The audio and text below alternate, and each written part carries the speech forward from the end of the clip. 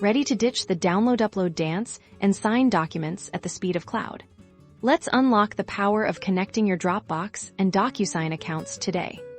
First things first, ensure you have both a Dropbox account with your documents ready to go and a Docusign account. This tutorial assumes you're logged into both. Now, let's bridge these two incredible platforms.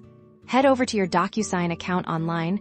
We're going to look for the Integration or Applications section. Within Docusign, search for Dropbox. You'll likely find it listed under Connected Apps or an Add App Marketplace. Click on it to begin the connection process. Docusign will then prompt you to authorize the connection with your Dropbox account. You'll be taken to a Dropbox login screen to securely grant permission for Docusign to access your files. Don't worry. This is a standard and secure process. Once authorized, you'll see confirmation that Dropbox is now connected to your Docusign account. This is where the real magic happens. Now, when you go to send a document for signature in Docusign, you'll notice a new option to select your files directly from Dropbox instead of downloading and reuploading. You can simply browse your Dropbox folders.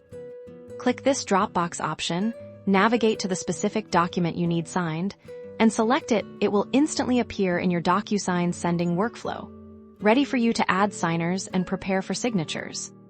This integration means your important documents stay organized in Dropbox and are always accessible for signing via Docusign, no matter where you are. Streamline your workflow and make signing effortless. And that's it. You've successfully connected Dropbox and Docusign for seamless document signing. For more tips and tricks, be sure to subscribe.